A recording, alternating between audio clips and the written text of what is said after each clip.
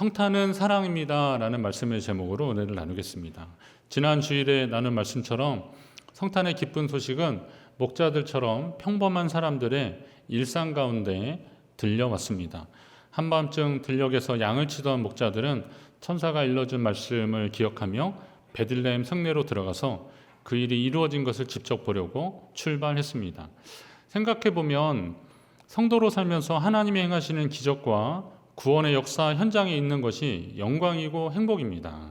여러분, 성탄절 이쯤에 오늘 우리가 주일에 교회 와서 예배 드리는 거 감사하시기 바랍니다. 영광이에요. 하나님이 이 기쁜 소식을 우리에게 주셨고 이 소식을 마음에 새기면서 예배할 수 있는 것, 그리고 예배 현장에 있다는 것이 얼마나 감사한 일이겠습니까?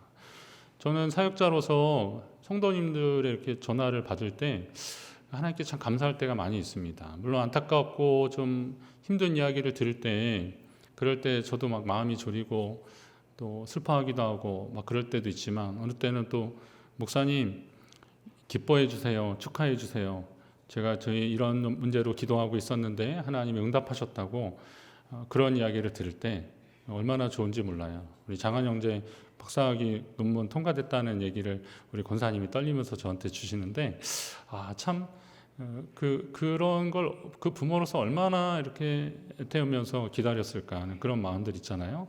근데 그 시간에 저도 같이 그 떨림이 있고 같이 전화를 받으면서 함께 기뻐하는 그 자리에 있는 게 그게 감사하더라고요.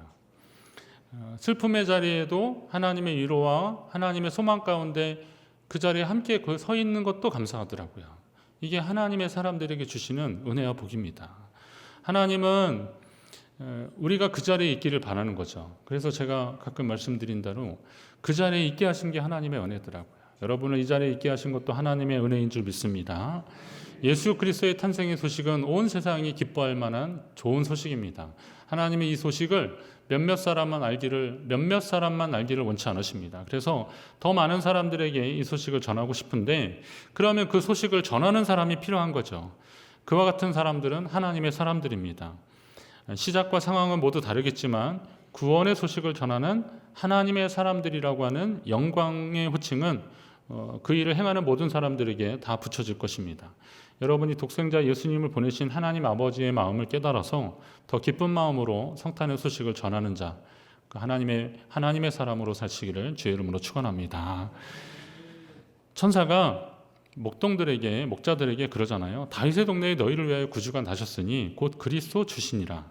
너희가 가서 강보에 쌓여 구유에 누워 있는 아기를 보리니 이것이 너희에게 표적이니라 그랬습니다. 이 말씀을 잘 보세요. 다윗의 동네면 다윗의 고향 동네. 이건 이제 암묵적으로 베들레헴을 말하는 겁니다. 그러니까 유다 지파에 속해 있던 다윗은 또 베들레헴이 자기 고향 동네잖아요. 그 고향 동네 베들레헴에 너희를 위해서 구주가 났는데 곧 그리스도 주시니라. 그리스도라는 말은 헬라어고 유대인들이 익숙한 단어는 메시아죠. 구세주입니다. 구세주가 나는데 너희가 가서 강보에 쌓여 구유에 누워 있는 아기를 볼 것이다 합니다. 아기가 태어나면 어디다 다 누우겠어요? 보통 뭐 보재기에 싸는 것까지야 그렇다 치더라도 보통은 어디다 놔요? 구유에 누일 리가 있겠습니까? 거실 어디에 이렇게 잘 앉혀놓고 뉘어놓고 막 그러면서 막 같이 기뻐하고 그러는데, 태어난 아이가 구유에 누워 있다라는 거죠. 그럼 이제 목자들은 어떤 상황을 찾으면 돼요? 아기가 태어났는데 구유에 누워 있는 이 특별한 상황을 찾아가면 되는 거죠. 그게 너희의 표적이라 그랬어요. 너희에게 보여주는 표적이라. 그러니까 목자들은 일러준 대로 이제 베들레헴으로 막 달려가고 있는 겁니다. 이 신기하고 전해주신 그 메시아 그리스도의 탄생 소식을 전해주려고 막 달려가는데, 성경을 보면 이 빨리 달려간 사람들이 있습니다. 달려간 사람들 많이 있겠지만 여러분 달릴 때 심정이 어떨까? 아브라함이 마물의 상수리 나무에 있을 때 날이 뜨거운 날 여호와의 사자가 셋이 이렇게 지나가는데 아브라함이 막 달려갑니다. 달려가서 내 주여 내가 주께 은혜를 입었사오면 내가 종들을 원하건대 종들이 나를 종을 떠나가 지나가지 마십시오. 그냥 가지 마시고 내가 대접할 수 있는 그런 기회를 달라고 그러는 겁니다. 달려가서 그랬어요. 어린 사무엘은 엘리 제사장이 부르니까 달려갔어요. 원래는 이게 하나님이 부르신 거를 이제 엘리가 부른 줄 알고 착각해서 가긴 갔지만 그것만 보더라도 이 사무엘은 제사장이 부르면 언제든 달려갔던 것을 알 수 있습니다. 사마리아 우물가에서 예수님을 만난 여인은 예수님과의 대화 중에서 이분이 메시아라는 걸 깨닫고 어떻게 했어요? 물동이를 버려두고 마을로 막 달려갔습니다. 달려가서 어떻게 내가 메시아를 만났다라고 한 겁니다. 베드로도 달려갔더라고요. 여인들이 와서 예수님의 무덤이 비었다 그러니까 베드로가 그냥 막 달려가요. 왜요? 예수님이 그 잡히시던 엊그제죠. 그 밤에 자기가 예수님을 3번이나 부인했잖아요. 얼마나 미안했어요. 복음서에 보면 그 마지막 순간에 예수님과 눈이 마주치는데 그때 그 미안함은 이루 말할 수 없었는데 그래서 좀 침통한 마음으로 지금 거기 모여 있었는데 예수님의 무덤이 비었다. 부활하셨다는 거예요. 이게 반신반의하는 거죠. 내가 가서 한번 봐야겠다. 그 빈 무덤이라도 한번 봐야겠다라고 막 달려가는 겁니다. 그러면 지금까지 언급한 아브라함이나 이 사무엘이나 사마리아 여인이나 그리고 이 베드로 같은 이런 사람들이 이 인물과 사건의 공통점을 여러분 좀 아시겠습니까? 그들은 그냥 성격이 급해서 달려간 게 아닙니다. 그들의 행동을 표현하는 가장 적절한 단어가 은혜를 사모하는 갈급함이라는 거예요.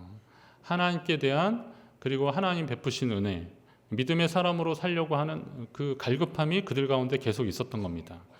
아브라함은 나그네를 대접하는 것이 하나님 뜻인 줄 알고 그 사람들이 하나님의 사람인지 천사인지 이런 것보다는 부지중에 그렇게 대접했다 그랬잖아요. 그러니까 의도하지 않지만 하나님이 기뻐하시는 게 무엇인지를 알고 이 더운 날 지나가는 그런 나그네들을 그냥 놔둘 수 없어서 그렇게 대접했다고 보시면 됩니다. 사마리아 우물가에 예수님을 만난 여인은 자신의 영적 갈증을 풀어주고 인생의 답을 주신 분이 메시아임을 알았습니다. 비록 동네 사람들은 자기의 처지를 보고 수군거렸지만 자신이 만난 메시아를 사람들에게 전하고 싶어서 사람들의 그 시선도 문제가 되지 않았습니다. 내가 메시아를 만났다. 이 말을 하려고 마을로 막 달려간 것입니다. 이렇게 달려간 사람들, 여러분이 은혜를 사모하는 열정의 사람이 되시기를 간절히 바랍니다. 이게 그런 거더라고요. 간절히 사모하는 사람이, 나를 간절히 찾는 자가, 부르짖는 자가 주님을 만나고 주님을 경험하게 되는 겁니다. 언젠가 휴가철에 유명한 맛집이 근처에 있어서 갔더니 줄이 엄청 길더라고요. 그래서 꼭 먹어야겠다. 그래가지고 기다리다 보니까 어느새 1시간 반 정도를 기다린 거예요. 약간 지치고 그런데 시장이 반찬이라고 먹으니까 정말 맛있더라고요. 그래서 이래서 맛집이구나. 그런데 다른 일로 제가 그쪽을 가다가 보니까 여기가 그 집이네 그랬는데 줄이 없는 거예요. 그래서 그러면 그때 그렇게 고생했는데 줄도 안 서니까 왠지 제가 좋은 일이 생길 것 같아서 가서 딱 먹었는데 그때 그 맛이 날까요 안 날까요? 안 나니까 이렇게 말씀을 드리는 겁니다. 여기는 그렇게 그때는 왜 그랬을까 봤더니 역시 제가 1시간 반을 기다리니까 이게 맛이 있고 없고를 떠나서 내가 그 기다린 것에 대한 보상하고 싶은 그런 심정이 저한테 있었나 봅니다. 심리적인 것도 있고요. 또 실제로 시장이 반찬이라니까 그렇게 된 거죠. 근데 하나님의 은혜도 그런 겁니다. 물론 우리가 하나님이 우리에게 주시는 것이 차별적으로 주시는 거겠습니까? 예수 그리스도를 주시는 것이 누구에게는 예수님을 더 좋은 형태로 주셨겠어요? 다 똑같이 이 세상에 똑같이 주시는데 그 예수님을 어떻게 받아들이고 그걸 어떻게 믿음으로 대하느냐에 따라서 그 정도가 달라지는 것입니다. 그러니까 마태복음 11장에 보면 천국은 침노를 당한다 그랬어요. 침노하는 자는 이 천국을 말하자면 차지하게 될 것이라는 거죠. 침노라는 표현은 약간 조금 도전적이고 그렇지만 이게 열정, 갈급함으로 좀 표현한다면 천국을 침노한다는 게 어떤 것인지 여러분 아실 겁니다. 간절히 사모하는 사람들이 그걸 누리게 되는 거죠. 그렇다면 성탄의 소식도 기뻐하는 자들이 그리고 이것을 사모하는 자들이 더 누리게 된다는 거죠. 더 감사하게 된다는 거예요. 그냥 예수님이 오셔도 그만, 안 오셔도 그만 이런 마음으로 성탄을 맞이하는 사람들과 정말 나의 이 삶 가운데 주님을 만난 것이 얼마나 귀한 일인가 감사하는 마음으로 이 성찬절을 맞이하는 분들하고는 분명히 차이가 있을 것이다 라는 겁니다. 그러니까 하나님의 사랑을 느끼는 정도가 차이가 있는 겁니다. 성탄의 기쁜 소식을 여러분의 것으로 만드시기 바랍니다. 하나님이 여러분을 위해서 예비하셨음을 믿으시고 그 은혜를 누리시기를 바랍니다. 그리고 이제 누렸다면 어떻게 하셔야 돼요? 이걸 전하는 자들이 되어야 되는데, 목자들은 베들레헴에 달려가서 아기 예수님을 찾았고 천사가 일러준 소식을 그의 부모님 요셉과 마리아에게 전했습니다. 그러자 듣는 자가 놀랍게 여겼다 그랬습니다. 아마 그 소식을 전할 때 그들이 그 들녘에서 천사들이 전해준 이야기는 오늘날 다윗의 동네에 구주가 나셨다, 그리스도 예수다, 이제 그런 소식인데, 근데 이 소식을 전할 때 거기에는 뭐 여관 주인도 있었을 것이고 뭐 다른 사람도 좀 있었을 것입니다. 뭐 동방의 박사들도 있었을 수도 있고 다 나오진 않지만 하여튼 이런 사람들이 거기에 있었는데, 근데 사람들이 놀라는 이유는 그거죠. 마리아 요셉은 알고 있었죠. 천사가 예수님 그 수태 고지할 때 그때 얘기했던 그 10달 전에 얘기했던 그 얘기를 지금 생면부지에 이 목자들이 전해주고 있는 거잖아요. 이건 분명히 하나님이 하시는 일이 맞구나. 물론 뭐 그들은 그 전부터 알고 있었겠지만 그러나 그것을 다시 확인하는 겁니다. 그래서 여기 보면 사람들이 놀랐다 그러는데 마리아는 이 모든 말을 마음에 새기어 생각하니라 그랬습니다. 주님이 그렇게 말씀하셨는데, 천사를 통해서 말씀하셨는데 오늘 내게 이렇게 확인시켜 주시는구나, 감사하게 되는 거죠. 이런 겁니다. 자, 목자들이 얘기하고 하나님이 전해주신 이야기들을 목자들이 얘기하고 그 이야기를 듣고 놀라는 사람들, 또 마음에 새기고 그렇구나 고개를 끄덕이는 사람들. 저는 성경의 이러한 기록 방식들이 아주 좀 친근하게 느껴집니다. 성경을 계시의 책이라고 하는데 다른 종교의 계시처럼 일방적으로 성경은 계시를 막 나열한 책이 아닙니다. 뭐 첫째, 둘째 아니면 이렇게 쭉, 제가 다른 경전을 더 많이 읽지는 않았겠지만 대부분의 것들은 그냥 계시의 내용들로만 꽉 차 있거든요. 그런데 이 성경은 이런 이야기가 있고 상호작용이 있다는 겁니다. 조금 더 살피면 기독교는 사실에 근거하는 종교입니다. 역사적 사실. 예수 그리스도의 탄생은 누구도 부인하지 않는 사실입니다. 우리가 아는 대로 중고등학교 윤리 시간에 세계의 4대 성인 하면 공자, 소크라테스, 석가모니, 예수 이렇게 4대 성인 얘기하잖아요. 그렇게 하는데 그러면 이분들을 신화나 가상의 인물이라고 여기는 사람들은 없습니다. 그런 분이 존재했을까라는 것을 의심하는 분들은 없습니다. 그럼 예수님도 마찬가지입니다. 역사적 예수에 대한 논쟁은 이미 끝났습니다. 그분은 분명히 존재하셨던 분입니다. 예수 탄생의 이야기들은 그분뿐만이 아니라 예수님뿐만이 아니라 이런 다른 성인들도 모두 이 땅에 태어난 분들이고 따르는 무리가 있었고 사상이나 인류의 정신사나 종교계에 큰 영향을 끼쳤던 분들은 분명합니다. 그러면 성경으로 봤을 때 예수님의 탄생 소식뿐만이 아니라 성경의 모든 역사적 기록들이 다 기록됐다는 것은 그게 사실이라는 얘기거든요. 시대와 함께했다는 겁니다. 우리 지난번에 누가복음에도 그런 거 있잖아요. 예수님 탄생할 때 가이사 아구스토가 로마 황제가 호적을 하라 그랬을 때 그때 구레뇨가 수리아의 총독이었을 때다. 이건 기록을 찾아보면 그게 맞습니다. 그러니까 그게 역사적 사실이라는 것을 말하는 거죠. 그럼 오늘 우리가 이 역사적 사실과 이제 여기에 뭐가 더해지냐면 그러나 인간의 어떤 논리나 과학이나 이런 것들로 입증되지 않는 것들이 있다는 것이죠. 그것은 바로 예수 그리스도가 동정녀를 통해서 탄생하셨다. 그리고 그분이 하나님의 아들이다 라고 하는 거. 이거는 사실은, 그러니까 역사적 사실은 이게 사건이 아니라 이거는 믿음의 영역이라는 거죠.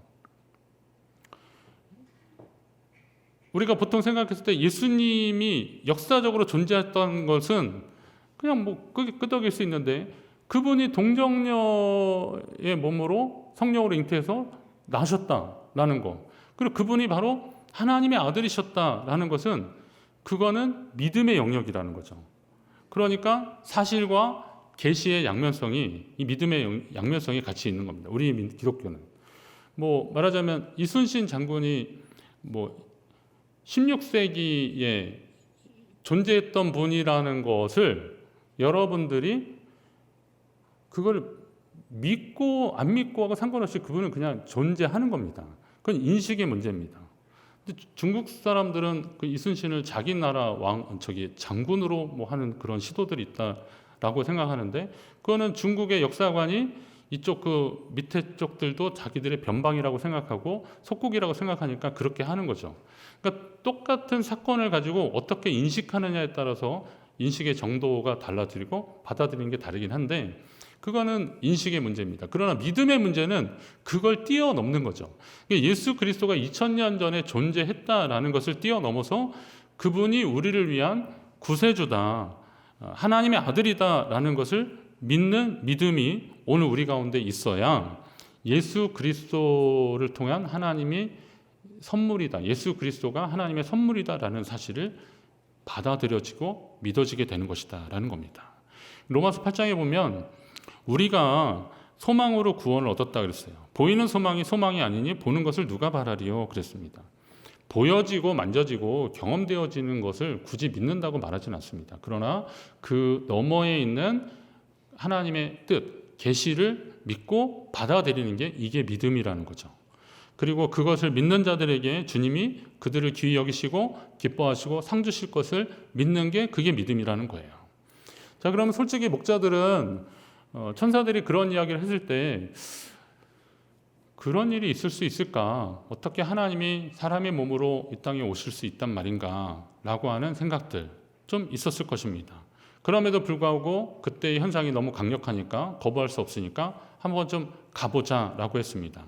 그리고 그들은 여러 가지 좀 상황이 열악했기 때문에 인생의 어떤 공고함도 있었고 영적인 갈급함도 있었기 때문에 이런 것을 통해서 하나님이 우리를 통해서 이 소식을 전하라고 하는 그것도 은혜다 생각하고 빨리 베들레헴으로 가보자 그리고 막 달려간 겁니다.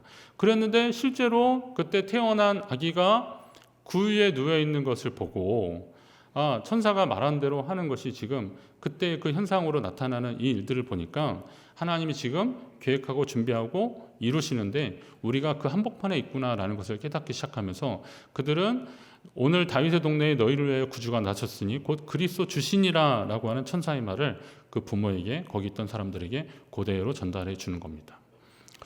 그들이 처음에는 이것을 완전히 100% 믿었다고 저는 느껴지진 않더라고요. 그러나 이제 그 되어지는 현상들을 통해서 그들은 깨닫기 시작하는 거죠. 지금 하나님이 하고 계시는구나.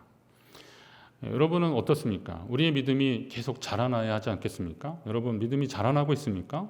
우리가 처음에 믿음은 정말 겨자씨만 할 수도 있습니다. 그런데 거기에 하나님의 말씀이 들어가고 그리고 하나님이 보여주시는 현상들을 경험하면서부터 이게 하나님이 하시는구나 라는 것을 깨닫기 시작하면서 우리는 더 담대한 믿음의 사람으로 자라나게 되는 겁니다. 오늘 이 목자들도 바로 그런 과정을 통해서 그들은 주님을 경험하고 그리고 하나님 나라를 전하는 사람으로 성장하게 되었을 것입니다.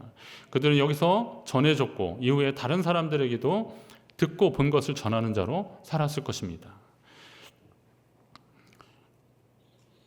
여기에서 우리가 이제 다시 한번 하나님의 마음을 더 알 필요가 있습니다. 지난 주간에 말씀 묵상하면서 오늘 이 본문과 함께 나누고 싶은 말씀이 있었는데 요한일서 4장 말씀입니다.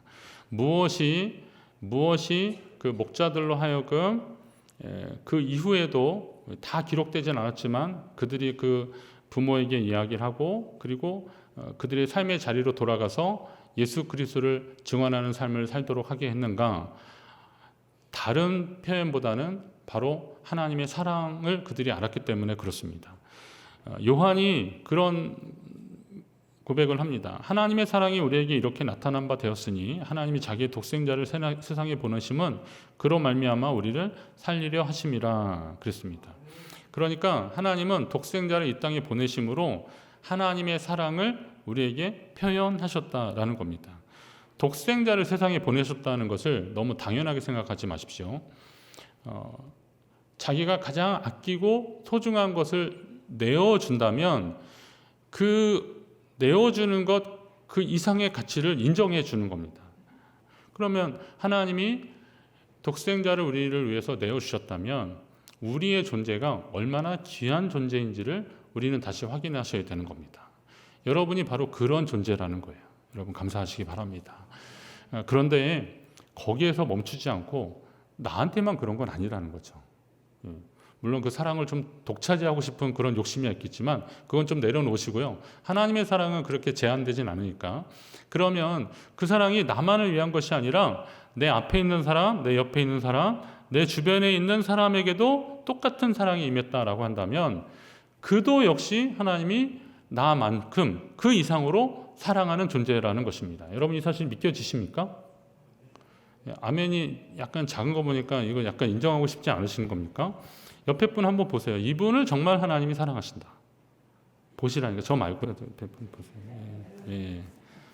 참 좋으시겠습니다. 예. 수지 맞으신 겁니다. 이거 굉장히 중요한 문제입니다. 하나님이 나만 사랑한 게 아니라 내 옆에 있는 분도 자기 아들을 내어주시기까지 사랑하고 소중히 여겨주시는 거예요. 그건 존귀한 자예요. 정말 소중한 존재라는 겁니다. 제가 은혜 받고 하나님 앞에서 이 사실을 알았을 때, 제 자신이 그렇게 존귀한 존재라는 걸 알았을 때 정말 가치 없고 의미 없는 저의 삶이 완전히 바뀌는 역사를 경험했거든요. 그런데 더 이제 말씀을 보고 믿음이 자라나면서 제가 또 깨달은 게 있었어요. 그건 하나님이 저한테만 그러진 않으셨다는 거죠. 그러면 이제 제 앞에 있는 한 분 한 분들이 다 소중한 존재라는 것을 다시 한번 깨닫게 되는 겁니다. 자, 내 앞에 있고 나와 관계되는 사람조차 사랑하지 않으면서 하나님 사랑을 경험한다고 하면 이거 다 거짓말이라는 거예요. 여기 보면 그래서 요한이 권면하는 거잖아요. 사랑하는 자들아 우리가 서로 사랑하자. 사랑은 하나님께 속한 것이니 사랑하는 자마다 하나님께로부터 나서 하나님을 알고. 그런데요, 그 말씀이 탁 치는 거죠. 사랑하지 않는 자는 하나님을 알지 못한다. 이는 하나님은 사랑이시기 때문에 그렇다. 그러니까 그 하나님의 사랑이 이식된 사람은 사랑하면서 사는 겁니다. 그렇다면 내 앞에 있는 사람, 내 옆에 있는 사람, 나와 관계되는 사람, 그 사람조차 사랑하지 않으면서 어떻게 하나님 사랑을 경험했다고 할 수 있겠냐라는 거죠. 그러면서도 그렇게 말한다면 그거는 자기를 속이고 하나님의 사랑을 부끄럽게 만드는 일이라는 것입니다. 그렇다면 예수 그리스도의 탄생을 통해서 하나님이 우리를 얼마나 사랑하시는지를 안다면 오늘 우리도 그 사랑의 실천자들이 되어야 한다는 것입니다. 그래서 제목을 그렇게 잡은 겁니다. 성탄은 사랑입니다. 한번 따라합니다. 성탄은 사랑입니다. 그냥 계절 인사로 메리 크리스마스만 하지 마시고요. 거기에 물론 우리 같이 축하하고 축복하는 일들이지만 그러나 그 속에 하나님의 사랑이 당신 가운데 있습니다. 나도 당신을 사랑하겠습니다. 이런 표현들이 있어야 할 것입니다. 예수 그리스도라는 큰 사랑을 받은 사람이라면 그 사랑을 받은 자답게 더 많이 사랑하며 믿음 안에서 살라는 주님의 말씀을 새겨 들어야 됩니다. 목자들은 이 기쁜 소식을 전해주고 다시 자신들이 있던 그 자리로 돌아갔습니다. 당연히 양떼가 있는 곳으로 갔겠지만 아마도 그들의 삶은 예수님 탄생의 소식을 접한 이전과 이후가 분명히 달랐을 것입니다. 아까 말씀드린 대로 하나님의 역사에 참여했던 영광을 경험했던 자로서 나는 이제 어떻게 살아야 될지를 결단하게 될 것이죠. 그것을 모르는 사람들은 그 하나님의 그 구원의 비밀을 모르고 하나님의 그 사랑의 원리를 모르는 사람들은 그냥 이전처럼 살 것입니다. 그러나 그 사랑의 원리를 아는 사람들은 그 이후부터 어떻게 되겠습니까? 삶이 변화되고 하나님 기뻐하시는 삶을 위해서 자기를 헌신하게 될 것입니다. 이게 변화된 성도의 모습입니다. 여러분은 그러면 그 사랑을 경험한 사람입니까? 아니면 아직도 경험하지 못했습니까? 잘 돌아보십시오. 그러면 하나님이 여러분을 사랑하셨다면 그리고 그 사랑을 경험했다면 분명히 그 전과 이후는 달라져야 됩니다. 여러분에게 성탄의 기쁜 소식이 삶의 전부를 바꾸고 변화되는 역사로 이어지기를 주의 이름으로 축원합니다. 무엇보다도 우리를 위해 가장 소중한 것을 내어주신 하나님의 사랑을 깨달아 여러분도 더 많이 사랑하고 축복하며 사시기를 간절히 바랍니다. 성탄은 사랑입니다. 여러분이 그 사랑을 전하는 자로, 그 사랑을 실천하는 자로 사시기를 주의 이름으로 축원합니다.